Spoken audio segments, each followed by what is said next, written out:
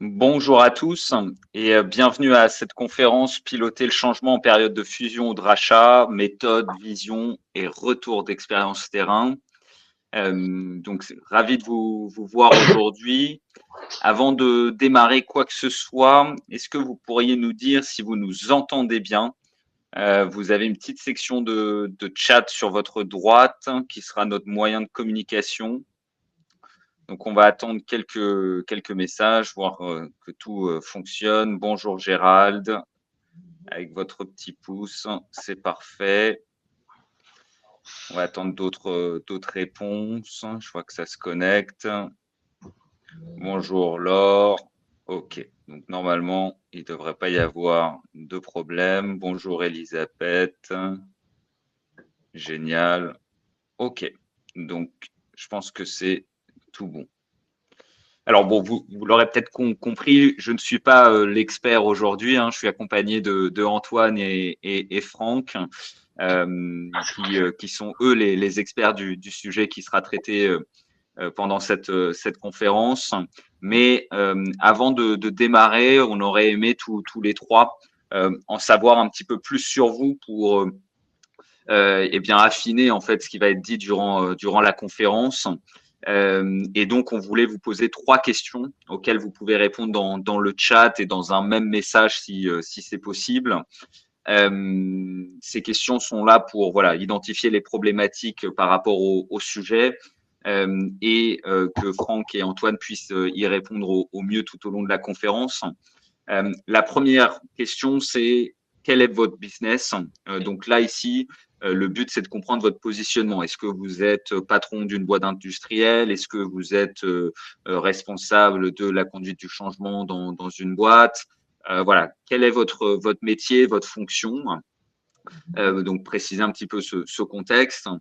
Ensuite, la deuxième question, c'est quel est votre obstacle numéro 1 en matière de conduite du changement? Ici, l'objectif, c'est de comprendre vraiment quel est le point de blocage que vous rencontrez, d'être précis si vous le pouvez, pour que les retours d'expérience soient les meilleurs possibles par rapport à votre situation. Et la troisième question, c'est votre échéance. Est-ce que c'est quelque chose sur lequel vous souhaitez travailler dès maintenant au sein de votre organisation ou est-ce que c'est un projet dans 3 mois, 6 mois, un an, à plus long terme. Donc ça permet d'en savoir, de voir l'urgence de la situation. Ce qu'on va faire, c'est qu'on va regarder, les différentes réponses que vous nous apportez. On va regarder ça pendant quelques minutes. Et ensuite, Antoine et Franck pourront revenir là-dessus pendant la conférence ou à la fin de la conférence lorsque vous aurez également des questions. Donc, Elisabeth, vous êtes dans les services, d'accord. Et votre objectif, enfin l'obstacle que vous avez, c'est rassurer tout le monde et l'implication, ok. Et l'échéance, c'est en permanence, ok. Donc je pense que c'est assez clair.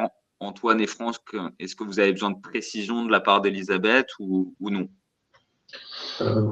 Non, j'entends parce que l'inquiétude, en général, dans les transformations, c'est ce qui freine et qui n'aide pas à faire en sorte que justement les équipes s'engagent au bon niveau. Donc, j'entends le point de rassurer. Voilà, je comprends bien la problématique et que ce soit un sujet récurrent, donc en permanence, je l'entends bien.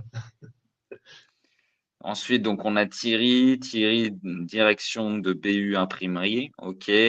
Pas de point de blocage, je m'informe juste.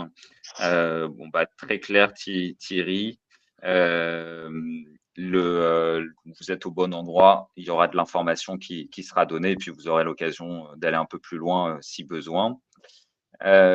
Gérald, vous conseil stratégique pour les PME, pas de blocage, info et adaptation des leviers. Donc, s'il y a des situations similaires que pour Thierry, s'il y a des questions ou autres, bien évidemment, c'est l'endroit pour le faire. Elisabeth, comment obtenir le feedback des équipes de tout le monde? Une question intéressante. Je pense que Franck et Antoine pourront vous aiguiller là-dessus. Okay. Alors, est-ce que d'autres personnes souhaitent partager? Sinon, on va passer à la suite. Dans tous les cas, si vous avez, s'il y a d'autres problématiques qui émergent ou vous souhaitez la partager, le chat est ouvert, on est attentif à ça. Je vais laisser Antoine et Franck se présenter et animer la suite de la conférence. Et de mon côté, je vous souhaite une bonne conférence à tous. Merci Pablo. Merci. Juste pour le point pour Elisabeth, ce que j'entends, comment obtenir le feedback des équipes de tout le monde, ça veut dire que vous ne l'avez pas encore obtenu ou vous vous questionnez de comment l'obtenir ou j'entends qu'il y avait une question de rassurance pour savoir où est-ce qu'on en est. Et ça veut dire aussi, enfin, la question c'est vous ne l'avez pas et vous demandez comment l'obtenir ou vous voulez le lancer et vous demandez à quoi ce sera utile. Dans ma façon de l'entendre, c'est comme ça pour l'instant. Donc si vous pouvez préciser, ce serait aussi intéressant. On va en profiter pour se présenter, Franck et moi. Donc, Franck, il est directeur de la DAS du domaine d'activité inspiration, conseil et audit opérationnel.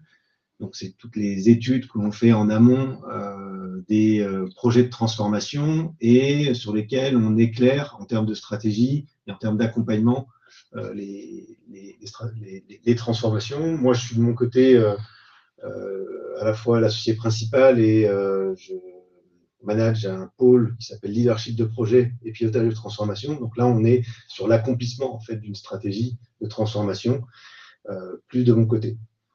Pour se présenter aussi en termes d'entreprise, LE Partners, c'est une société de conseil en conduite du changement, avec un point, alors ça rejoint aussi ce qui est dit ce matin, c'est que nous, notre constat, c'est que les entreprises se transforment. De toute façon, si elles ne se transforment pas, on va dire, elles disparaissent. Et après, c'est la qualité de la transformation qui va faire aussi l'épanouissement, la croissance ou la rentabilité de ces projets de transformation.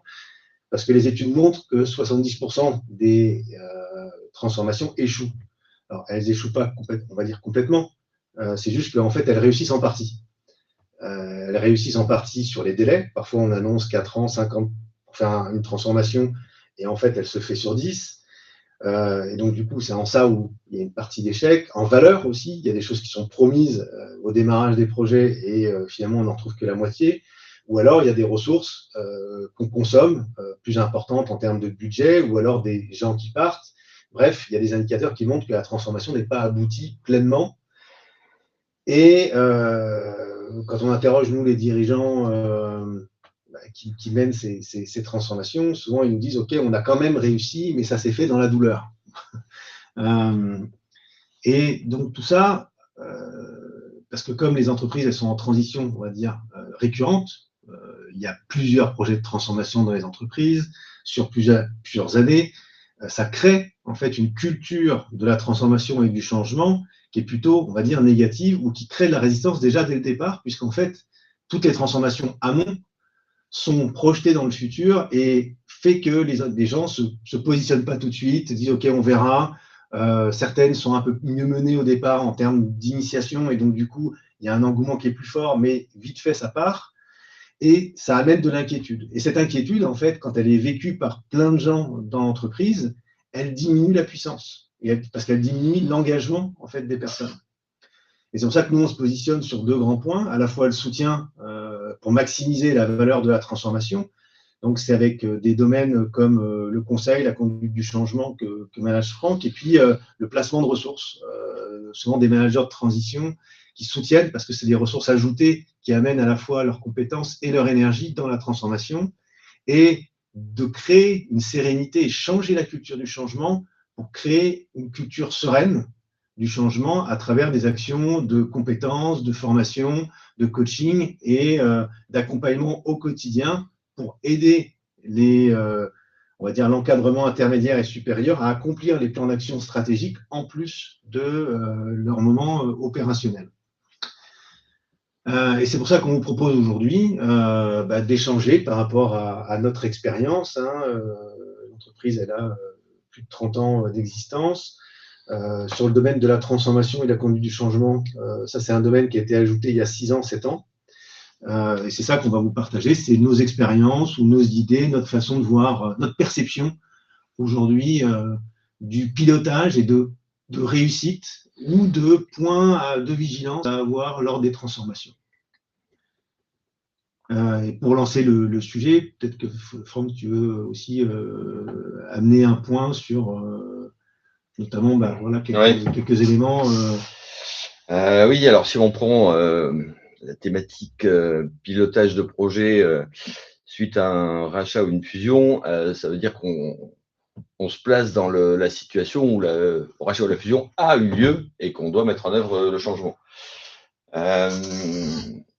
Moi, je propose quand même qu'on fasse un retour dans le passé, c'est-à-dire avant la fusion ou le rachat. Avant la fusion ou le rachat, il ne faut pas oublier qu'en fait, il y a deux structures qui se sont parlé pour des raisons économiques, des investisseurs, des actionnaires, qui ont décidé de se rapprocher. Les raisons, généralement, ça peut être plus de parts de marché, ça peut être une couverture géographique plus importante sur des structures, par exemple en agence, voilà, et c'est plus rapide de racheter des agences que d'en créer. Ça peut être un rachat qui permet d'avoir une innovation technologique que la société qui rachète n'avait pas et qui lui permet de rester compétitif sur le marché. Ça peut être une réflexion sur une mutualisation des coûts de structure en se disant voilà la masse permettra de faire des coûts et donc on va promettre aux actionnaires d'avoir une marge nette supérieure à ce qu'on avait initialement. Et en fait, cette discussion, elle se fait sur des gens qui sont plutôt actionnaires et qui vont se valoriser, qui vont se promettre, qui vont sûrement, on va dire, embellir la mariée pour que la manière dont ils se rapprochent soit au bénéfice de chaque partie sur le moment.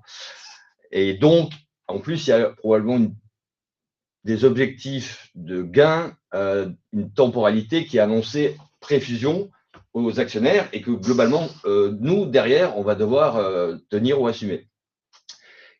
Donc, c'est important de se rappeler qu'effectivement, voilà, parfois on récupère une situation qui, dès le départ, avait été un petit peu enjolivée. Et la deuxième chose, puisqu'on parlait des équipes, en général, les salariés ne sont pas associés à cette opération. C'est-à-dire que globalement, quand on doit récupérer un pilotage de projet, c'est avec des gens qui probablement n'avaient rien demandé, ils subissent, ou en tout cas, ils vivent cette situation. Et le fait qu'ils aient des freins est finalement pas si logique que ça. Voilà. Et donc, ça, c'est important de l'avoir en tête, de se dire que si vous avez des difficultés à avoir de l'information, vous sentez qu'il y a des freins, c'est assez logique. Un rachat ou une fusion, il n'y a pas eu de référendum. Les gens, on leur a expliqué, maintenant c'est comme ça, donc vous allez devoir vous adapter. Voilà, donc ça, c'est quand même assez important de l'avoir en tête quand on commence à piloter des projets, c'est que c'est normal qu'il y ait effectivement des freins. Et donc, nous, on va effectivement vous parler par rapport à des expériences qu'on a eues ou qu'on a en ce moment avec certains de nos clients. Donc voilà, ce sera assez retour d'expérience terrain. Donc, si vous avez des questions, on y répondra, mais c'est surtout en fonction des expériences que nous, on aura vécues. Et si on revient sur la partie pilotage de projet, en fait, ce qui va se passer, si je prends le cas d'une fusion, c'est qu'en fait, donc, vous avez deux entités avec des directions métiers, des directions support qui vont effectivement devoir collaborer ensemble. Et donc, en termes de projet, et surtout par rapport à ce qui a été vendu aux actionnaires, il y a des choses qui vont se mettre en place. Et donc, globalement, il y a plusieurs types de projets qui vont se mettre en place. De ce qu'on voit, il y a ce qu'on appellera des projets de convergence. C'est-à-dire que, par exemple, vous prenez le logiciel comptable, peu importe. Les deux sociétés ont deux logiciels comptables différents et elles se disent, tiens, nos logiciels sont finalement assez anciens, donc l'objectif, c'est peut-être de profiter de l'occasion pour créer un projet sur un nouveau logiciel comptable, par exemple. Et donc là, effectivement, ce sera un nouveau projet de convergence qui va mobiliser des compétences et des ressources. Mais en parallèle, les deux entités existantes vont devoir rester en run sur leur logiciel existant pendant un temps donné et il doit y avoir un transfert qui sera au fil du temps. Donc déjà, ça fera 3 ressources qui sont mobilisées en parallèle. Vous avez un autre cas de figure qui est un petit peu plus simple, c'est si effectivement il y a une des entités qui déploie sa méthode, ses process, son logiciel directement sur l'autre entité. C'est un peu plus simple parce que elle a déjà les compétences, enfin, en tout cas, celle qui déploie a déjà les compétences, alors que dans le cas d'un nouveau logiciel, elle n'a pas encore les compétences. Et puis, vous avez effectivement ce que j'appellerais le quotidien de chaque entité qui doit continuer à fonctionner pour ses clients ou son marché et qui mobilise aussi des ressources. Et donc, la plus grosse difficulté pour une direction dans le pilotage de ces projets, elle peut être de différentes sortes, mais si je schématise ce que nous, on voit chez nos clients, il y a 2 grosses priorités finalement. C'est comment arbitrer financièrement, parce qu'effectivement, on ne peut pas tout faire en même temps, parce que l'idée d'une fusion, c'est on peut gagner des gains à terme, pourquoi pas, en tout cas souvent c'est l'objectif, mais pendant la période transitoire, en fait, ça nécessite des investissements plus forts que la situation précédente. Et donc là-dessus, on peut avoir des budgets qui sont votés, mais généralement, ils ne sont pas infinis. Et donc, la grosse difficulté, en fait, de ceux qui pilotent de manière générale ces projets, c'est d'arriver à savoir quels sont les projets, on va dire, qui sont prioritaires et ceux qu'on fera dans un deuxième temps. Et ça, c'est pas… Ouais. Je t'interromps parce que j'ai l'impression que tu parles, c'est un client que tu accompagnes actuellement. Hein, c'est une fusion de 2 entités, 2 sociétés dont le total fait 4000 personnes. Et avec une fusion en très haut, de mémoire, si je ne dis pas de bêtises. Oui, non, mais enfin, c'est pas une histoire d'ego, c'est une histoire les cultures d'entreprise sont très différentes, donc je vais en parler après, mais effectivement, il y a la partie projet, puis il y a la partie culture. Et donc, en termes d'arbitrage, en fait, on va se retrouver sur une difficulté, et je reprends ce que disait, je crois que c'était Elisabeth, c'est comment avoir de l'information rationnelle, c'est qu'effectivement, naturellement, chaque direction dit que ces projets sont prioritaires. C'est classique et c'est malheureusement pas facile pour la direction générale d'avoir ce type d'information. Et donc là, l'idée, ce serait effectivement d'arriver à prioriser, on va dire, ce qu'on appellera prioritaire pour chacun. On priorise pour moi aujourd'hui de 2 manières. La première, et c'est pour ça que je suis revenu sur le passé, c'est qu'est-ce qui avait été promis au départ avant la fusion au niveau des actionnaires investisseurs, et ça doit rester la ligne rouge des choix prioritaires. Et ensuite, vous avez d'autres indicateurs plus rationnels dans le pilotage qu'on peut mettre en exergue. Le premier indicateur, c'est généralement, ça dépend évidemment du secteur d'activité, mais tout ce qui va être obligatoire ou réglementaire. Là-dessus, il n'y a pas de… Oui. Si tu me permets de t'interrompre, parce que je voudrais juste positionner le sujet, parce qu'en fait, c'est une fusion aussi qui s'est faite de manière consensuelle. En fait, ce qui a été demandé dans ce cas-là, c'est de dire, OK, on va laisser les équipes. En fait, il y a une direction de la transformation qui a été créée et on va faire ça de manière consensuelle pour faire en sorte que les gens par eux-mêmes, les directeurs, qui sont des gens intelligents, vont en fait, s'aligner pour prendre des décisions et structurer et hiérarchiser leurs projets. Et toi, tu accompagnes la direction générale et la direction de la transformation. Et au bout d'1 an, 1 an et demi, ce qui se passe, c'est que le portefeuille de projet a bien été structuré, mais il n'y a pas de décisions qui sont prises où il y a des difficultés à faire des choix d'arbitrage. C'est ça. Hein, si je ne dis pas de bêtises. C'est ça. Alors, c'est un peu la différence. Effectivement, une fusion, en théorie, est censée être consensuelle, puisque c'est une fusion. Mais effectivement, elle est consensuelle au niveau des directions générales. Voilà, c'est pour ça que je dis les équipes, c'est un peu moins consensuel quand même. Faut pas l'oublier. C'est pour ça que je dis, c'est pas le seul client que j'accompagne, mais finalement, quand vous parlez à quelqu'un, en fait, il va se présenter sur la base de sa société historique. C'est assez intéressant. Et ça peut durer 1 an ou 2 ans, où effectivement, il se présente sur la base de sa société historique. Et ça, c'est la nature humaine, on peut rien y faire, hein, on peut juste essayer de les faire travailler ensemble. Mais c'est une situation.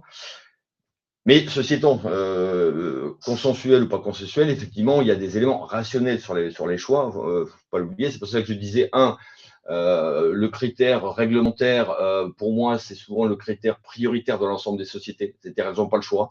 Ça peut être lié à la comptabilité, à la gestion, au droit, à des réglementaires. Alors, par exemple, dans la pharmacie, ils ont des contraintes réglementaires. Dans le secteur public, ils peuvent en avoir aussi. De toute façon, ces contraintes-là seront toujours prioritaires. Voilà, parce qu'ils n'ont pas le choix. Ensuite, on peut avoir d'autres types de critères qui influencent les choix de priorité. Un, moi je dirais l'impact économique perçu de ce projet à 1, 2 ou 3 ans. C'est-à-dire, effectivement, est-ce que c'est un projet de confort ou un projet de compétitivité? Et ça peut être un critère de choix. Si l'entreprise, effectivement, avait promis un gain de marge, je pense que les projets à compétitivité prendre compte le lead sur les projets, je dirais, quand je dis un projet de confort, ça va améliorer, moderniser un peu, mais il n'y aura pas un gain immédiat sur la marge nette. Ensuite, il peut y avoir des choix qui sont liés aux ressources. Parce que sur un certain nombre de projets, j'imagine que vous avez peut-être, vous aussi, vous avez souvent une association entre le métier et puis une fonction support qui est là pour l'aider. Et donc, si je prends la fonction support qui est souvent impactée lors des fusions, ça va être la DSI.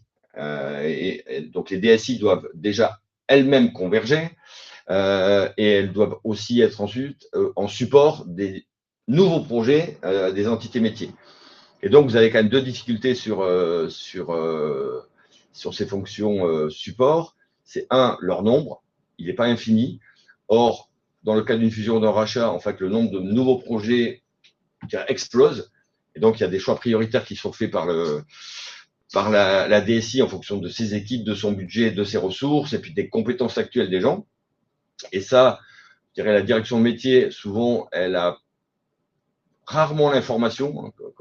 Quand je lis comment faire pour que la direction ait une info rationnelle, eh ben, c'est pas toujours facile parce que c'est rare que chacun se mette en position de faiblesse en disant j'ai pas assez de ressources. Enfin, si j'ai pas assez de ressources, ça oui, mais mes ressources ne sont pas assez compétentes pour tenir les délais. Ça, vous l'aurez rarement. Et donc, c'est vrai que quand vous êtes un codir et que chaque direction présente son portefeuille projet,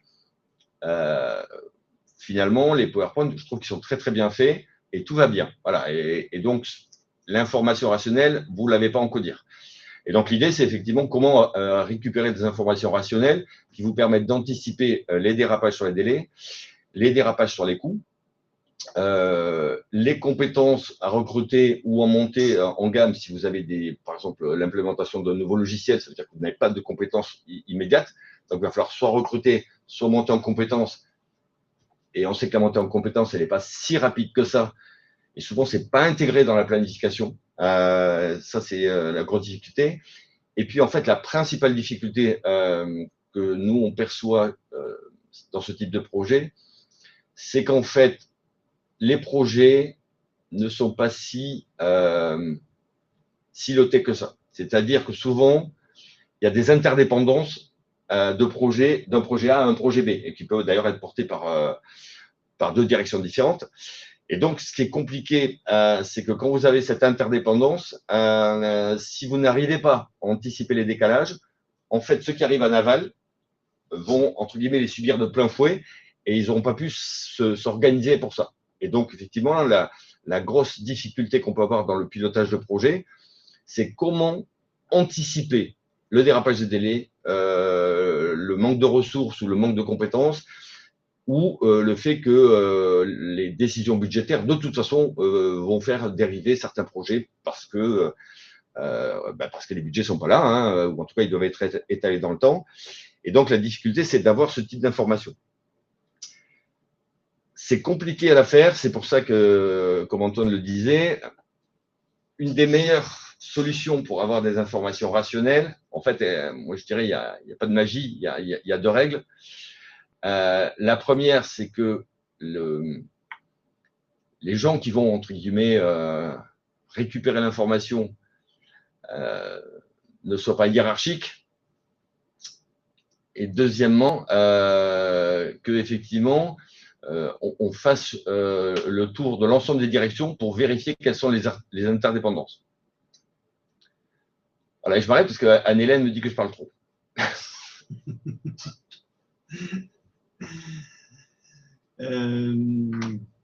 Ok.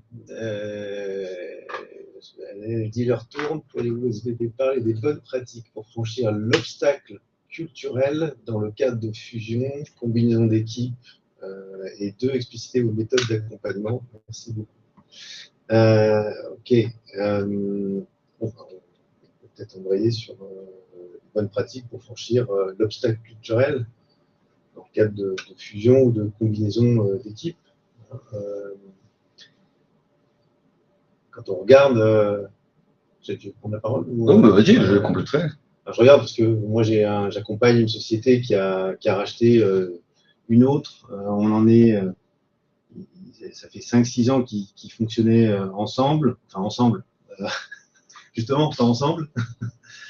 Pourtant, les modèles convergent. La société rachetée, en fait, elle est plus technologique et elle s'imbrique bien en fait, dans le modèle existant de cette autre entreprise. Là, on parle d'une société à l'échelle française qui a 17 000 collaborateurs, parce qu'elle est mondiale, et la société rachetée fait 1300 personnes. Et ça s'imbrique bien de façon stratégique, à la fois dans le modèle de vente, dans la nouvelle proposition de valeur au marché. Ça fait ultra sens. Et en même temps, ils en étaient au 3e plan de transformation avant de nous rencontrer et qu'on commence à travailler avec eux il y a 1 an et demi, justement parce que les équipes ne travaillaient pas ensemble, qu'il y avait un gap culturel entre, on va dire, une société qui est plus technologique et une autre qui est plus à la relation, à la consensualité, au travail de pérennité de ses clients et avec une approche qui est beaucoup plus long terme, alors que l'autre a un modèle de croissance rapide.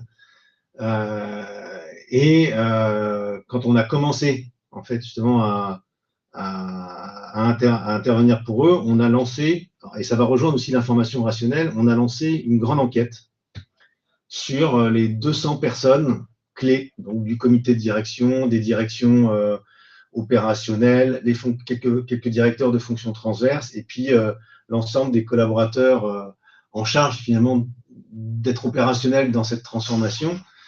Et on les a interrogés sur plusieurs points, le leadership, leur façon d'aborder le marché, est-ce qu'ils étaient prêts, est-ce qu'ils pensaient que le marché était prêt aussi pour cette innovation.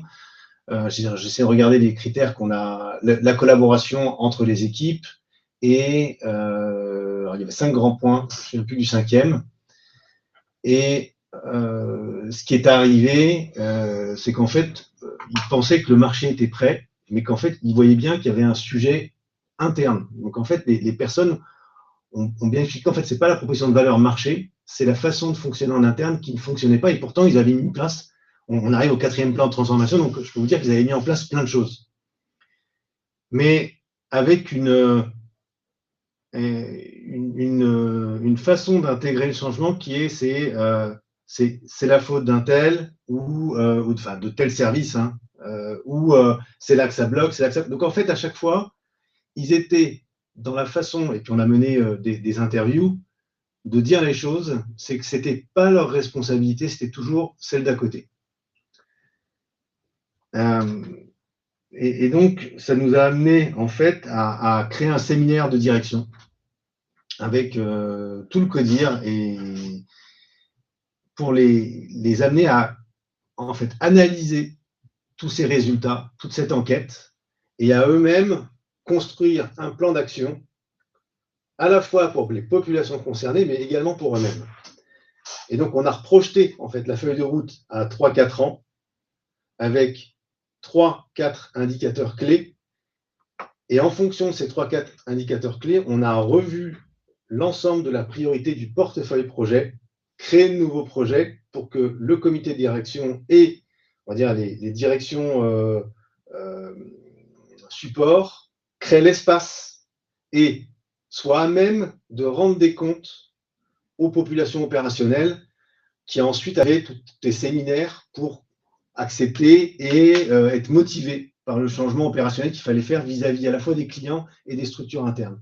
Et bon, c'est un plan sur lequel il y a eu 3-4 rendez-vous sur 1 an et demi, des séminaires de 2 jours à chaque fois, à la fois pour le comité de direction et à la fois pour les équipes opérationnelles, où le comité de direction travaillait intersession et montrait eux aussi en quoi ils avaient créé l'espace, ils avaient bien accompli les projets pour soutenir en fait la transformation.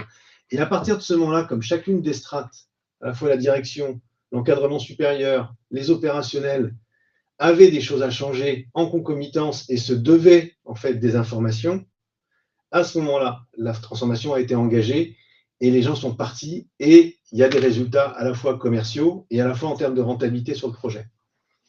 Donc, une bonne pratique en fait pour franchir l'obstacle culturel, c'est de faire travailler les équipes, mais en cherchant non pas ce que souvent plein d'entreprises ou plein de conseils disent, les rôles, les responsabilités, mais surtout en fait de se rendre interdépendants et en exigence croisée sur un plan de transformation. Et là, vous avez des équipes qui, maintenant, on a refait une enquête, là, elle est sortie il y a à peine 2 semaines, où à la fois les équipes acceptent et ont vu qu'en fait, ça y est, ils étaient dans la transformation, ils l'acceptaient, ils avaient envie, ils étaient bien engagés, et à la fois les résultats opérationnels chiffrés marchent.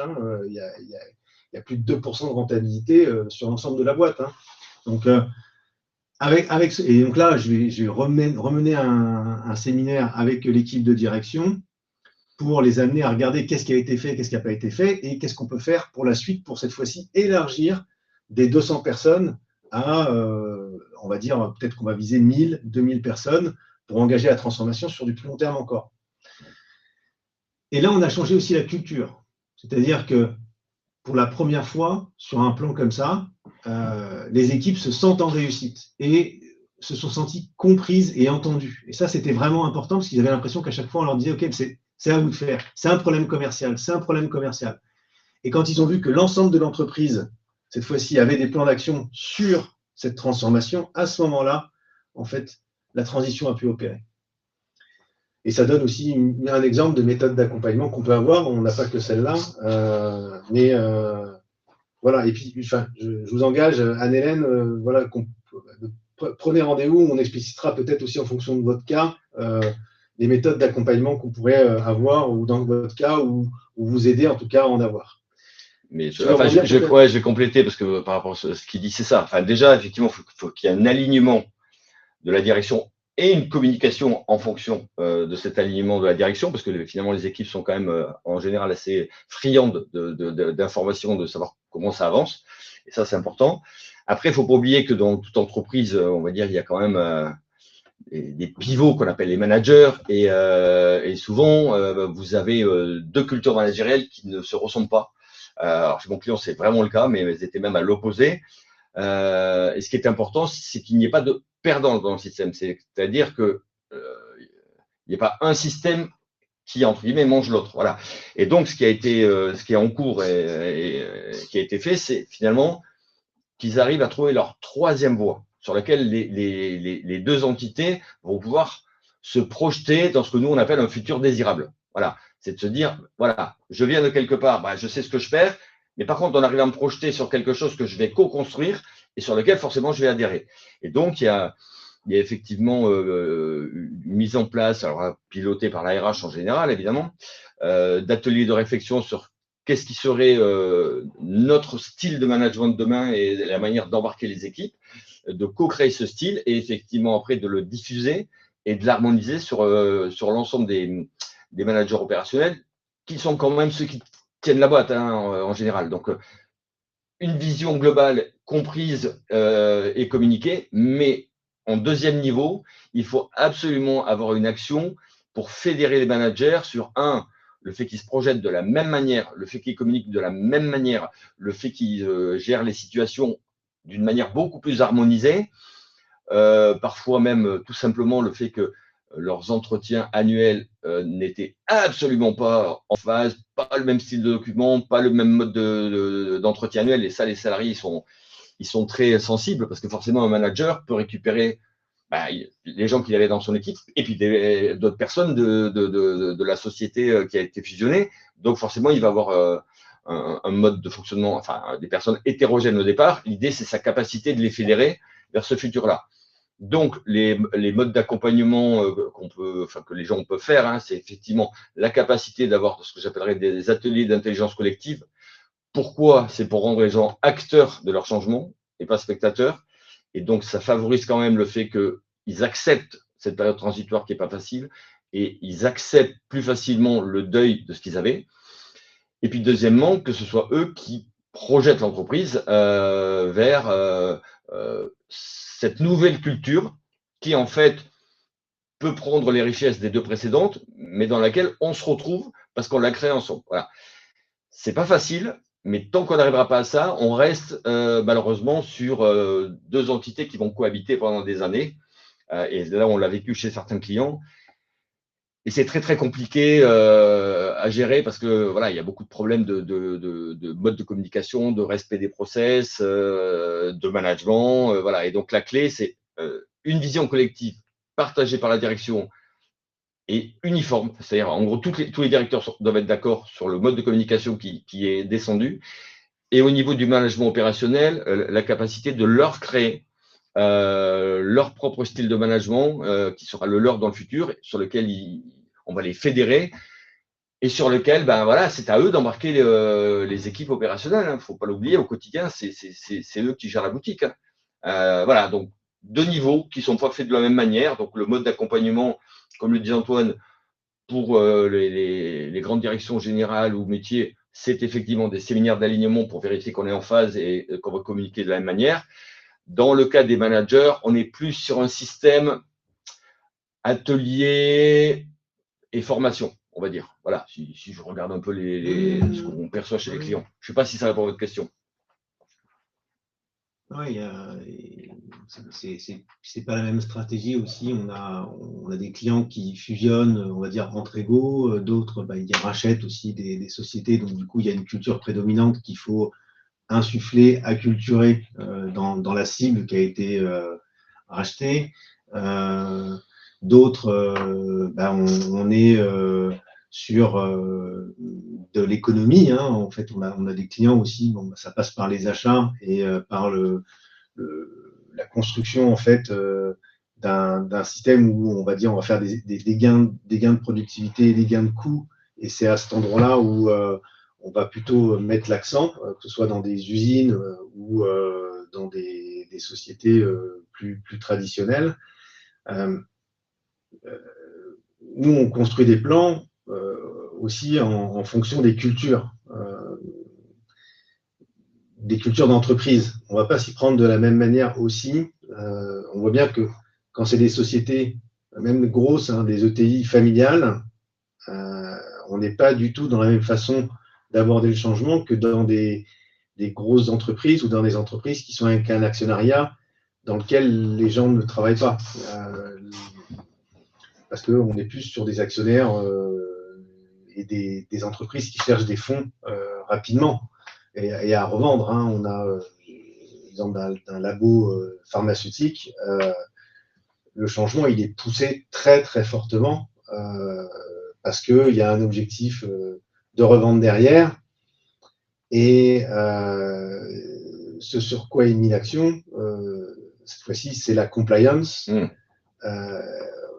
On laisse moins le temps aux gens d'adhérer, en tout cas aux directeurs de pays auxquels je pense. Il y a toujours des enquêtes, mais tout est poussé.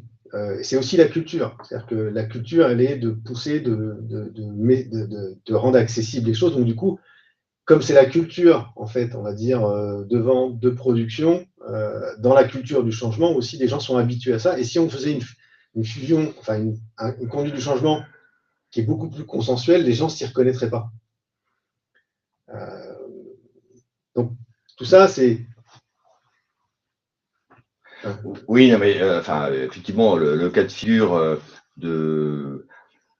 on optimise et on revend, bon, c'est un cas de figure particulier hein, qui peut être lié à des fonds d'investissement et ça existe, hein, c'est vrai. Alors, nous, c'est pas vraiment le type de client qu'on a. C'est-à-dire que nous, on a plutôt des clients sur lesquels, finalement, cette fusion ou ces rachats vont dans une logique d'entreprise, ce qui n'est pas exactement la même chose. Donc, nous, on a plutôt parlé sur des entreprises qui ont une logique d'entreprise et donc une temporalité qui est un petit peu plus longue. Alors, effectivement, quand on rachète une société pour la remettre bien et la revendre, bon, la temporalité n'est pas la même et la culture, évidemment, est différente. Voilà. Donc, mais par contre, pour revenir à la question je ne sais pas si j'avais répondu, d'avoir des informations rationnelles, ce que je dis, c'est qu'en fait, les seules personnes qui peuvent récupérer des informations rationnelles pour la direction et à qui on va parler sont uniquement des personnes qui n'ont pas d'intérêt particulier d'une direction par rapport à une autre. Voilà, donc elles doivent être neutres. Donc ça peut être des consultants externes si c'est le choix de la société.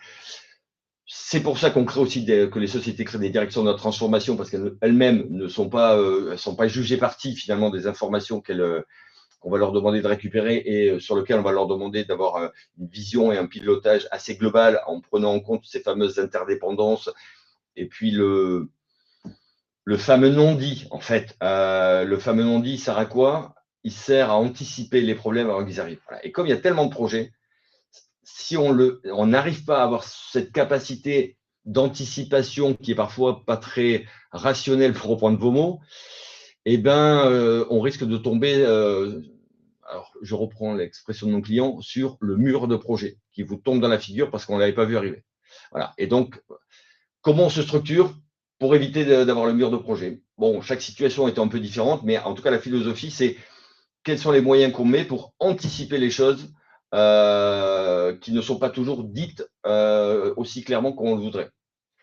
Il y a un point aussi qui me vient dans la discussion, c'est qu'on aura beau faire plein d'enquêtes ou chercher à discuter avec les patrons de direction ou les aider à s'harmoniser, c'est difficile d'avoir une vision rationnelle en fait de comment les gens perçoivent ce changement-là. Et donc, c'est-à-dire qu'on ne pourra pas être rassuré par le feedback. Quand on mène un plan de transformation, en fait, on ne pourra pas être rassuré en ayant le feedback des personnes qui vivent le changement.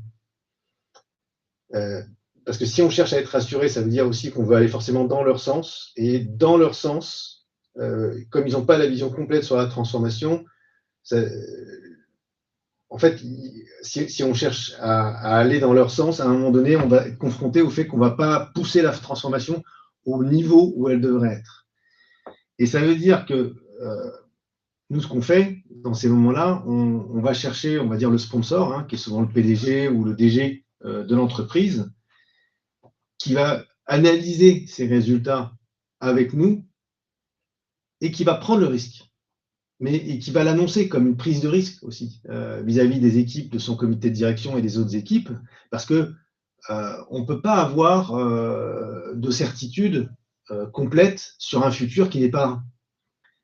Et s'il y a bien une personne qui peut engager ça et expliquer que en fait c'est un risque et que donc tout le monde aussi a intérêt, nécessité, et puis que c'est aussi un beau challenge de se risquer ensemble, à ce moment-là, c'est là où on voit aussi des transformations qui réussissent. Parce que à la fois, ça veut dire qu'il voit que même le sponsor prend un risque à aller aborder le marché. Et quand on regarde même les grandes transformations de ce monde, le dirigeant, le sponsor, a toujours pris des risques et a annoncé ces risques comme tels pour fédérer à un moment donné.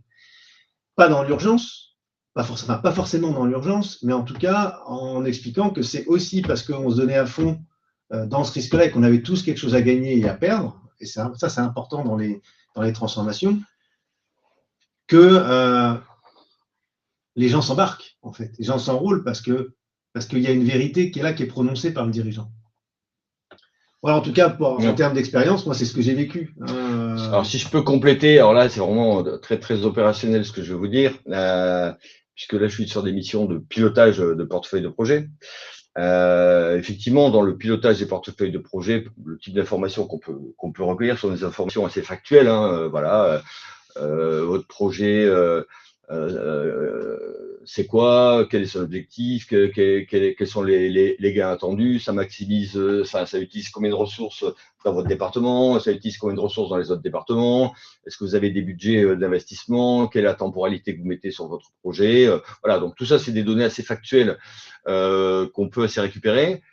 Ceci étant, pour justement aller un peu dans l'anticipation, en fait, on a créé des choses qui n'existent pas dans les logiciels de gestion de projet. C'est qu'on a créé des cases grises. Et donc, les cases grises, c'est les cases du risque. C'est-à-dire que quand je vais voir une direction, en fait, j'ai matérialisé 5 risques sur son projet et je lui demande de coder le risque de manière totalement subjective. Et donc, les 5 risques que je lui demande de coder, c'est 1, dans votre projet et dans votre département, comment vous estimez le risque culturel, c'est-à-dire sa capacité à savoir si les gens, en fait, ils sont en train de collaborer efficacement ou s'ils ne s'entendent pas du tout. Et donc, ça, c'est un risque que je lui demande de me matérialiser. La deuxième risque que je lui demande de me matérialiser, c'est quel est votre risque en termes de ressources. C'est-à-dire, vous me dites que vous avez besoin de 20 ETP sur ce projet. Est-ce que vous êtes sûr de les avoir par rapport à l'ensemble de votre équipe et au projet sur lequel votre département est associé? Est-ce que vous êtes en capacité de le garantir ou pas? 3, le risque, ce qu'on appellera technologique ou compétence, c'est-à-dire globalement par rapport à ce projet, quel est le niveau de maturité des compétences des gens qui y sont affectés que vous estimez et quel est donc le risque que vous anticipez sur la capacité ou pas à faire ce projet avec l'équipe actuelle. 4e risque, c'est vous me dites que votre projet il s'arrête, il finit, je sais pas moi, fin juillet. Quel est le risque qu'il ne finisse pas fin juillet? Vous le codez comment par rapport aux informations que vous savez? Et enfin, le cinquième risque que je lui demande, c'est de se dire, vous me dites qu'aujourd'hui, vous avez évalué votre projet en termes de personnes, de consultants externes, d'achat de logiciels, peu importe, à 100K, à date. Selon le début du projet, est-ce que vous percevez une alerte budgétaire et un dérapage sur ces 100K? Est-ce que vous maintenez ces 100K pour l'instant ou est-ce que vous me dites ça peut passer à 120K? Voilà. Et je leur demande tous de faire la même chose, ce qui fait que on n'a pas une information rationnelle, comme le disait la personne, je ne me rappelle plus de son prénom. Ceci étant, on a quand même une information dans laquelle chaque porteur de projet a quand même positionné des éléments que la DG n'a pas, en fait. Voilà. Et donc, on leur demande de se positionner là-dessus. C'est pas, ils ne mettent pas la main sur la Bible, hein, mais on leur demande de se positionner dessus. Et donc, nous, d'un point de vue transverse, après, on matérialise sur l'ensemble du portefeuille projet le nombre de risques qu'on peut percevoir. Et là, on peut avoir une information qui est un peu plus enrichie pour la DG, puisque le problème de la DG, c'est sa capacité à prendre des arbitrages sur la base des informations, on va dire, les plus fiables. On va dire ça comme ça. Voilà, donc c'était un petit tips que je vous donne par rapport à notre mode de fonctionnement en projet, c'est qu'effectivement, on suit les projets un peu à la Gantt classiquement, mais on y introduit une partie un peu plus grise qui est liée aussi à l'humain et qu'on ne peut pas complètement éliminer finalement de la réussite des fusions. Voilà le petit complément que je pouvais vous faire. Merci Franck. Bon, il est midi 20, on va rendre l'antenne. Si vous avez une dernière question, on peut peut-être regarder pour y répondre. Sinon, ce que je vous propose, c'est voilà, si vous avez encore des réflexions, ou vous voulez partager des choses, ou qu'on réfléchisse ensemble, voilà, n'hésitez pas, prenez rendez-vous. Hein, il y a un lien, vous cliquez dessus et ça permettra de créer ça dans l'agenda de Franck ou le mien. Voilà, et puis on regardera comment est-ce qu'on peut contribuer à votre réflexion et vous aider à aller un cran plus loin. Sur ce, on vous remercie pour le temps que vous nous avez accordé, les réflexions, vos questions. Voilà, merci beaucoup d'avoir pris ce temps-là et nous on était ravis de pouvoir partager quelques éléments de notre expertise. On espère se rencontrer à un autre moment plus tard et on vous souhaite une bonne journée. Merci beaucoup.